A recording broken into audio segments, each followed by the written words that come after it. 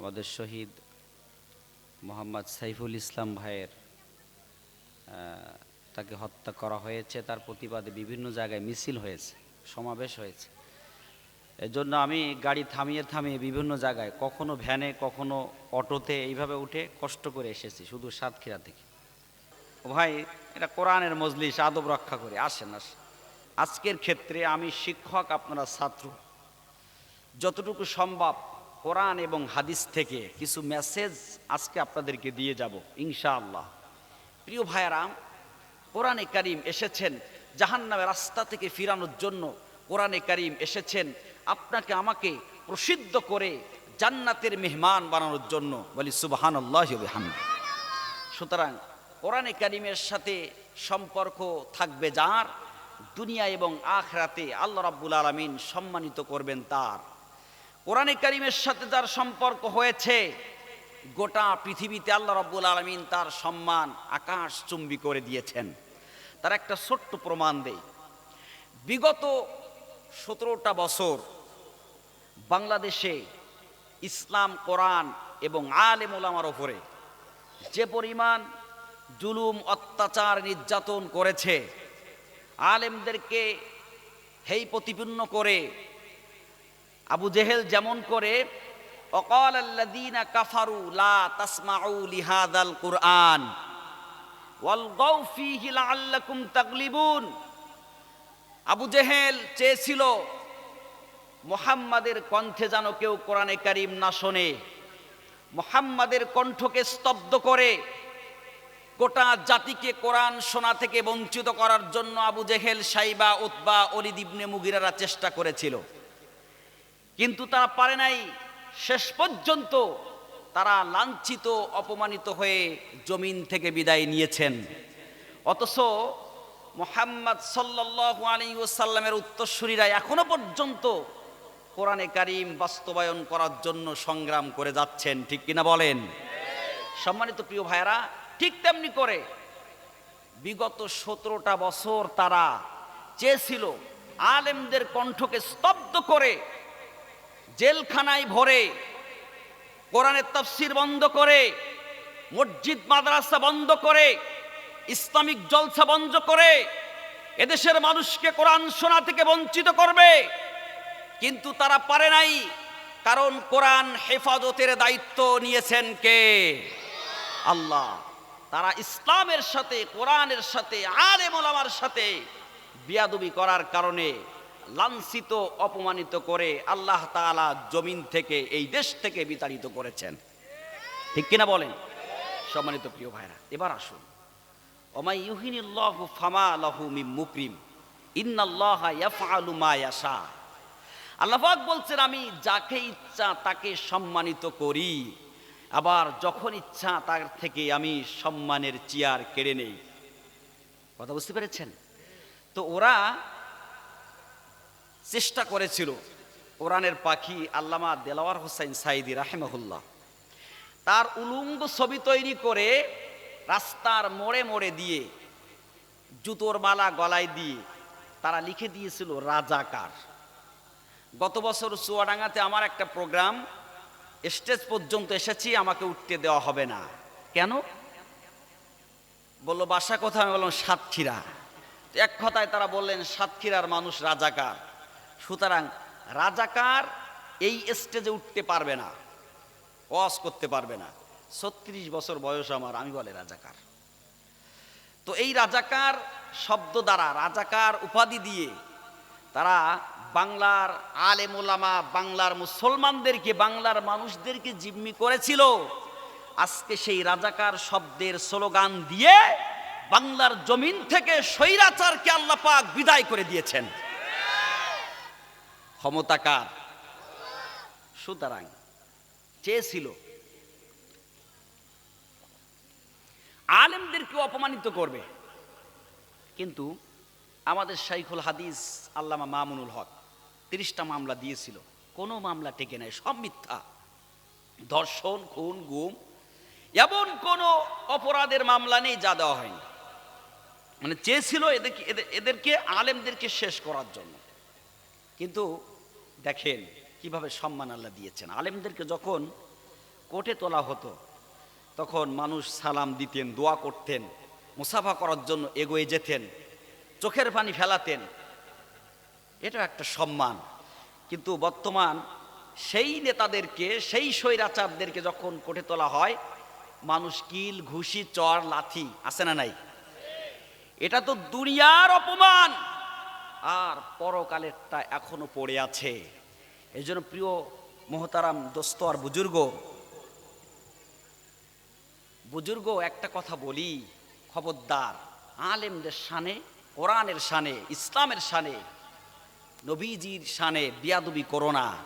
বিয়াদবি করলে জমিন থেকে লাঞ্ছিত, অপমানিত হয়ে বিদায় নিতে হবে। আল্লাহ রাব্বুল আলামিন এই সমস্ত স্বৈরাচার থেকে বাংলার জমিনকে হেফাজত করুক বলি আমিন। সম্মানিত প্রিয় ভাইয়েরা, কোরআন হচ্ছে হেদায়েতের কিতাব। রব্বুল আলামিন বললেন, হুদাল লিন্নাসি ওয়া বাইয়িনাতিম মিনাল হুদা ওয়াল ফুরকান। জোরে বলি আল্লাহু আকবার। রব্বুল আলামিন বললেন, গোটা পৃথিবীর সমস্ত মানুষের জন্য এটা হলো হেদায়েতের বাণী, হেদায়েতের কিতাব, পথ প্রদর্শক। গোটা পৃথিবীর মানুষ যদি হেদায়েত পেতে চায়, তারা যেন কোরআনে কারিমের কাছে আত্মসমর্পণ করে। এবং এটা সত্য মিথ্যা পার্থক্যকারী একটা গ্রন্থ। কোনটা সত্য আর কোনটা মিথ্যা পার্থক্য করে দেওয়ার জন্য, বোঝার জন্য আল্লাহ রাব্বুল আলামিন গোটা পৃথিবীর মানুষের মাঝে কোরআনে কারিম নাজিল করেছে। এটা হচ্ছে হাযা বায়ান,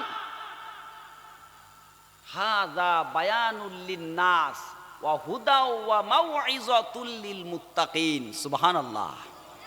আল্লাহ বলছেন গোটা পৃথিবীর মানুষের জন্য এটা বায়ান, বিবরণ, বায়ান করেছেন। এমন কোনো বিষয় নেই যা কোরআনে কারিমে আল্লাহ তাআলা দেয় নাই। সুতরাং আল্লাহ পাক বলছেন, নবীজিকে আল্লাহ রাব্বুল আলামিন পাঠাইছেন 4টা কর্মসূচি দিয়ে। কয়টা? আওয়াজ দিয়ে বলেন, কয়টা? 4টা কর্মসূচি জমিনে বাস্তবায়ন করার জন্য নবীজিকে আল্লাহ পাঠাইছিলেন। প্রথম নাম্বার কর্মসূচি হচ্ছে ইয়াতলু আলাইকুম আয়াতিনা। নবী হে, আপনার প্রতি যে নিদর্শন, যে আয়াতসমূহ আমি নাজিল করেছি, পাঠাইছি, ওটা আপনি মানুষের মাঝে বেশি বেশি করে তেলাওয়াত করুন। দেখবেন যাদের অন্তঃকরণে ব্যাধি কম, রোগগ্রস্ত কম, মূর্খতা, জাহালাত কম, ওরা দলে দলে দলে দলে আপনার কণ্ঠের তেলাওয়াত শুনে তারা ইসলামের দিকে ধাবিত হবে। সুবহানাল্লাহ। আল্লাহর নবী আলাইহিস সালাতু ওয়াস সালাম যখন এই কোরআনে কারীম মানুষের মাঝে তেলাওয়াত করা শুরু করে দিলেন, মানুষকে যখন কোরআন থেকে দাওয়াত দেওয়া শুরু করে দিলেন, তখন আবু জেহেল, শাইবা, উতবা, ওলীদ ইবনে মুগিরা, মক্কার বড় বড় লিডারেরা তারা নবীজিকে বললেন, মুহাম্মদ, তুমি আবার নতুন করে কি নিয়ে এসেছো? নতুন করে তুমি আবার কি বলা শুরু করে দিয়েছো? এটা তুমি কোথা থেকে পেয়েছো?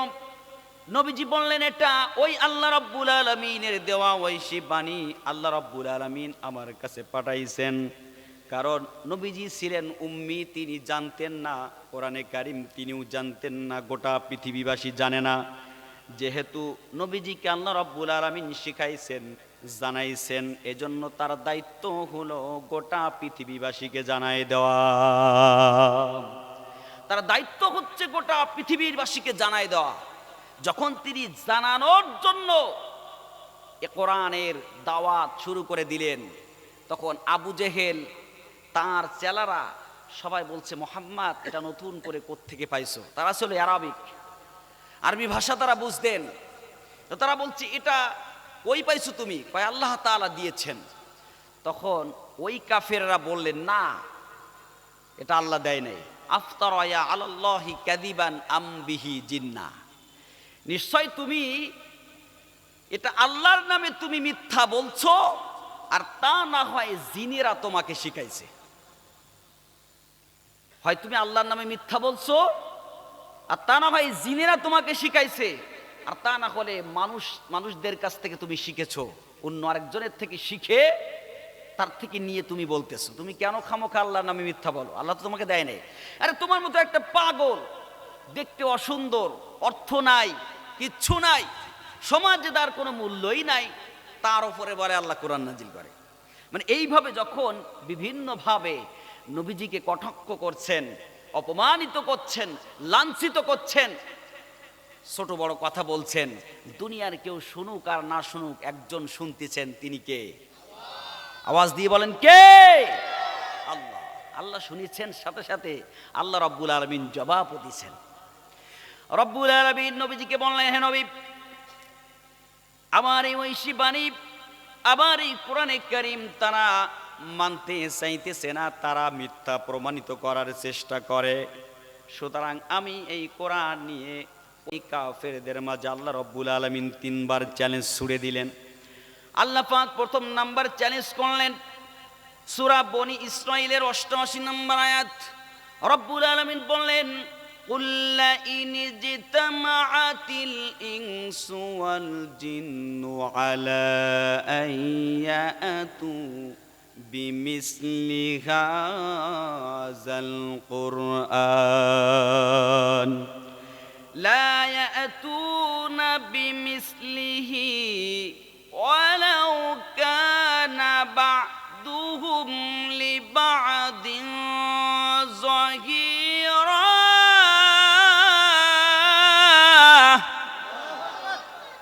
রব্বুল আলামিন বললেন, গোটা পৃথিবীর তারা যেহেতু জিনদের উদাহরণ পেশ করেছেন, মানুষের উদাহরণ পেশ করেছেন, তারা বলতেছে সেরা জিনেরা শিখাইছে, না হলে মানুষে শিখাইছে। তো আমি তাদের মাঝে চ্যালেঞ্জ ছুড়ে দিলাম, গোটা পৃথিবীর সমস্ত জিন এবং ইনসান যারা আছে তাদেরকে একত্রিত করতে বলো, এবং একে অপরকে যদি সাহায্য এবং সহযোগিতা করে তাদেরকে বলো তারা যেন নতুন করে এরকম এই কিতাবের মতো, এই কোরআনের মতো নতুন একটা কিতাব তারা তৈরি করে নিয়ে আসে। আমি পাঠাইছি আমার কিতাব, তারা মানতে চাচ্ছে না, তাহলে তাদেরকে বলো এর সাদৃশ্য এরকমই একটা কিতাব ওই মানুষদেরকে, ওই জিনদেরকে ডেকে একত্রিত করে একে অপরের সহযোগিতা সাহায্য নিয়ে একটা কিতাব বানাইতে বলো। চ্যালেঞ্জ করেছেন কে? আল্লাহ। নবীজি যখন এই চ্যালেঞ্জ ছুড়ে দিলেন, গোটা মক্কার কাফেরেরা নিস্তব্ধ, চ্যালেঞ্জের মোকাবেলা কেউ করে না। আল্লাহ রাব্বুল আলামিন কিছুদিন পরে দ্বিতীয় আরেকটা চ্যালেঞ্জ শুনে দিলেন। আল্লাহ রাব্বুল আলামিন বললেন, কুল ফাআতু বিআশরি সুওয়ারিম মিসলিহি মুফতারায়াতিন ওয়াদউ মান ইসতাতাতুম মিন দুনিল্লাহ ইন কুনতুম সাদিকিন।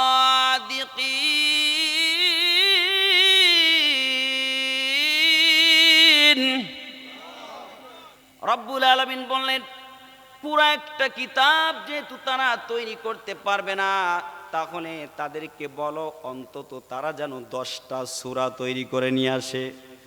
আমার কোরআনে কারিমের ভিতরে তাদের যেটা পছন্দ হয়, যেই সূরাগুলা তাদের পছন্দ হয়, এই সূরাগুলার মতো করে 10টি সূরা যেন তারা তৈরি করে নিয়ে আসে, এবং ওদেরকে তারা যেন ডেকে নেয় যারা এটাকে মিথ্যা প্রমাণিত করার চেষ্টা করে। তারা যদি সত্যবাদী হয়ে থাকে তাহলে 10টা সূরা তাদেরকে তৈরি করতে বলো। সূরা হুদের 13 নম্বর আয়াত। আল্লাহ রাব্বুল আলামিন 10টা সূরার চ্যালেঞ্জ যখন দিলেন, ওই মক্কার কাফিরেরা কেউ এই চ্যালেঞ্জের মোকাবেলা করতে সক্ষম হয় নাই। কিছুদিন পরে আল্লাহ রাব্বুল আলামিন আরো একটা চ্যালেঞ্জ ছুড়ে দিলেন। 3 নাম্বার চ্যালেঞ্জ আল্লাহ রাব্বুল আলামিন দিলেন, ওয়া ইন কুনতুম ফি রাইবিম মিম্মা নাযালনা আলা আবদিনা ফাতু বিসূরাতিম মিন মিসলিহি ওয়াদউ শুহাদাআকুম মিন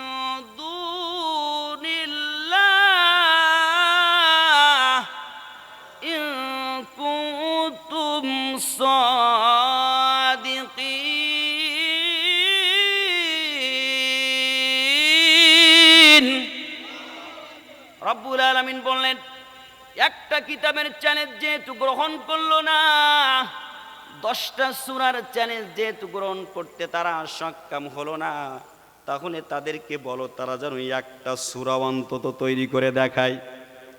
ছোট্ট একটা সূরার মতো করে একটা সূরা অন্তত তারা যেন তৈরি করে দেখায়। যদি তারা সত্যবাদী হয় তাহলে তাদেরকে বলো অন্তত একটা ছোট্ট সূরা তৈরি করতে দেখাইতে। এইভাবে যখন আল্লাহর নবী তাদের মাঝে আল্লাহ রাব্বুল আলামিনের দেওয়া এই চ্যালেঞ্জ ছুড়ে দিলেন, এবার আবু জেহেল পরামর্শ ডাকলেন। ডাকার পরে তিনি বলতেছে, কি করা যায়, মুহাম্মদ তো একের পর এক তিনি চ্যালেঞ্জ দিয়েই যাচ্ছে। এখন এই চ্যালেঞ্জের মোকাবেলা যদি আমরা করতে না পারি তাহলে তারা আমাদেরকে দুর্বল ভাববে, আমাদের ক্ষমতাকে তারা দুর্বল মনে করবে। এখন কি করা যেতে পারে? এবার তিনি পরামর্শ ডাকলেন। পরামর্শ ডাকার পরে ওলীদ ইবনে মুগীরা দাঁড়ায় বলেন, হে নেতাজি, গুরুজি, হে আবুল হিকাম, একটা পরামর্শ আমি দিচ্ছি।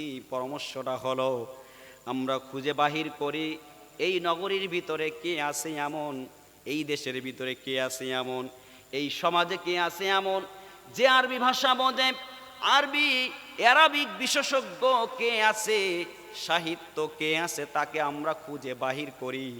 অন্তত তার কাছে যে বলি সে যেন কোরআনে কারিমের ছোট্ট সূরার মতো অন্তত একটা ছোট্ট সূরা বানিয়ে দেয়। তারা খুঁজতে শুরু করে দিলেন, খোঁজো কে আছে। একজনকে পেয়ে গেলেন। একজনকে যখন পাইলেন তার কাছে যে করজোড় করে হাত পাও জড়ায় ধরে বলতেছে যে আপনি একটা ছোট্ট সূরার মতো কোনো রকম একটু বানিয়ে দেন, অন্তত আমাদের সম্মান বাঁচান, তা না হলে আমাদের সব শেষ। মুহাম্মদ একের পর এক চ্যালেঞ্জ দিচ্ছে, ভেবেছে কি, আরে আমাদের ক্ষমতা যোগ্যতা সম্পর্কেও জানে না। হ্যাঁ, কি পাইছে আমাদের, দাও ছোট্ট একটা সূরা বানিয়ে দাও। কয় ঠিক আছে, তোমরা আমাকে একটু সময় দাও, তৈরি করে দেব। এইভাবে সময় নিল। এবার উতবা বলে, উতবা তখন বলতেছে, হে মুহাম্মদ, তুমি বলতেছো আমরা পারবো না, তোমার চ্যালেঞ্জের মোকাবেলা করতে আমরা পারবো না, কিন্তু দেখবা একটু সময় আমাদেরকে দাও, দেখবা ঠিকই আমরা তৈরি করে তোমার চ্যালেঞ্জের মোকাবেলা করব। আমার প্রিয় ভাইয়েরা, ওই ব্যক্তি সময় নেওয়ার পরে 1 দিন 2 দিন 1 সপ্তাহ 2 সপ্তাহ 15 দিন 1 মাস 6 মাস সুদীর্ঘ 1টা বছর পার হয়ে গেছে। 1টা বছর গবেষণা করে চিন্তা ভাবনা করে আপ্রাণ চেষ্টা করার পরে ওই ব্যক্তি শেষ বেলায় রিপোর্ট দিয়ে দিলেন, লাইসা হাযা মিন কালামিন বাশার। 1টা বছর পরে রিপোর্ট দিলেন যে এটা মানুষ রচিত কোনো ধর্মগ্রন্থ না, এটা আল্লাহ রাব্বুল আলামিনের দেওয়া ঐশী বাণী। সুবহানাল্লাহি ওয়া বিহামদি। উনি বললেন, আমি কেন, গোটা পৃথিবীর সমস্ত জিন এবং ইনসান যদি চেষ্টা করে, কোরআনে কারীম যদি তারা চেষ্টা করে, সারাটা জীবন চেষ্টা করবে, কোরআনে কারীমের একটা আয়াত কেন, একটা শব্দ নতুন করে কারোর তৈরি করার ক্ষমতা নাই। এ পাওয়ার কার? আওয়াজ দিয়ে বলেন কার?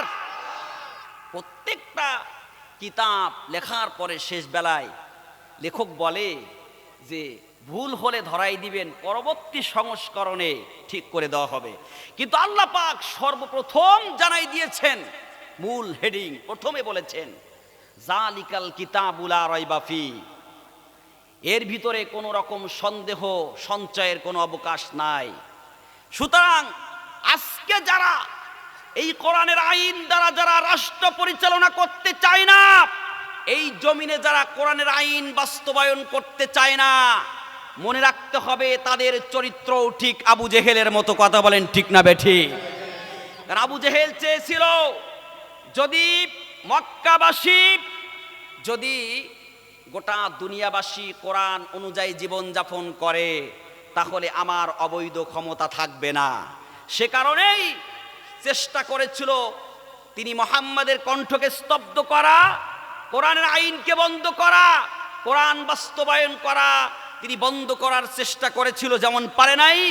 সম্মানিত প্রিয় ভাইয়েরা, এ যুগেও ঠিক তেমনি করে নাস্তিক, বেঈমান, কাফের, মুনাফিকেরা তারাও চেষ্টা চালাচ্ছে মুসলমানের আলেমদের কণ্ঠকে স্তব্ধ করা, মসজিদ মাদ্রাসা বন্ধ করা, মুসলমানদেরকে কোরআন থেকে বিমুখ করে, পৃথক করে তাদেরকে নাস্তিক বানানোর জন্য চেষ্টা করতেছে, কিন্তু তারা সফল হবে না।